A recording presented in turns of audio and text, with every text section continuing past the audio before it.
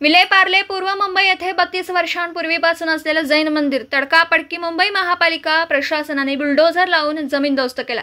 या हिंसक व अन्यायी कारवाईने देशातील व महाराष्ट्रातील अहिंसक जैन समाजाच्या भावना दुखावल्या गेल्याने संपूर्ण राज्यात जैन समाजामध्ये असंतोष धुमसत आहे।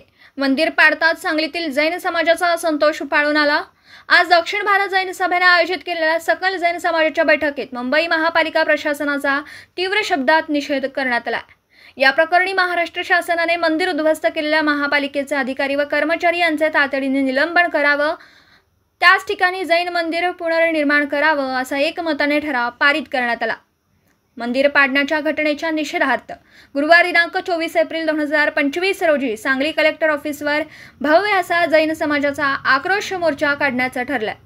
सकाळी 9 वाजता विश्रामबाग येथील क्रांतिसिंह नाना पाटील पुतळ्यापासून प्रारंभ होईल व कलेक्टर ऑफिस समोर मोर्चाचं सभेत रूपांतर होऊन माननीय जिल्हाधिकारी सांगली यांना निवेदन देण्याचं ठरलं।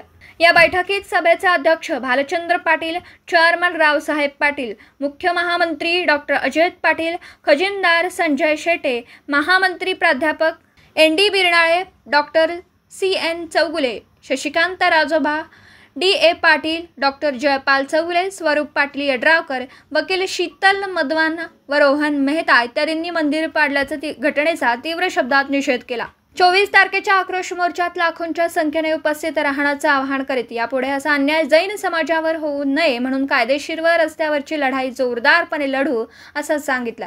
या बैठकीत राहुल चौगुले, सुरेश पाटील, महावीर खोत, जतीन शहा, पोपटलाल डोरले, जनगोंडा थोटे, बाबासाहेब पाटील, दीपक पाटील, अनिता पाटील, सुरेखा पाटील, चांदणी आरवाडे, पत्रकार पल्लवी पाटील, अजित सकळे, श्रीपाल चौगुले, अजित बिरनाळे, सुहास पाटील व सांगली आणि कोल्हापूर जिल्ह्यातील दिगंबर, श्वेतांबर व अन्य समाजातील घटकांचे समाजाचे कार्यकर्ते व श्रावक श्राविका मोठ्या संख्येने उपस्थित होते। पत्रकार राजेंद्र शिंदे, झी न्यूज मराठी।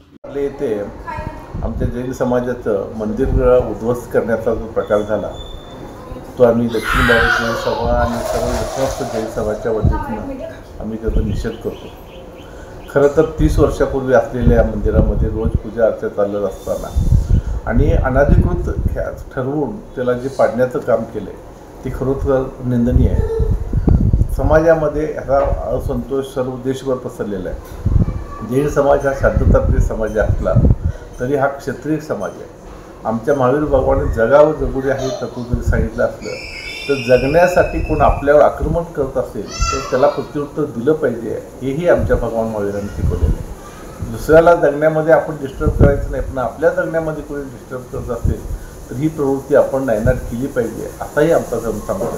आणि म्हणून आम्ही उद्या 24 तारखेला सांगली येथे एक भव्य मोर्चा आयोजित केलेला आहे, विराट मोर्चा आयोजित केलेला आहे आणि आमच्या सर्व पंथ जाती धर्माचे मोठ जाती सर्वांनी एकत्र मिळून आम्ही हा मोर्चा आयोजित केलेला आहे। क्रांतिसिंह नाना पाटील यांच्या पुतळ्याला अभिवादन करून आम्ही कलेक्टर ऑफिसपर्यंत हा मोर्चा नेणार आहे। त्यामध्ये सर्व समाजाच्या लोकांनी सहभाग व्हावा आणि जैन समाजाचा आवाज हा सर्वांना कळावा। जे काही शासन आहे त्या शासनानं आमची विनंती असेल की अशा पद्धतीनं जे मंदिर पाडलं आहे ते पुन्हा बांधून त्या ठिकाणी पूजा आणि व्यवस्थित पद्धतीनं कामकाज व्हायला पाहिजे आणि जोपर्यंत मंदिर बांधलं जाणार नाही तोपर्यंत हा अशांतता जो समाज झाला आहे तो थांबणार नाही आणि मंदिर जोपर्यंत होत नाही तोपर्यंत आम्ही थांबणार नाही याची या निमित्तानं आम्ही इशारा देतो।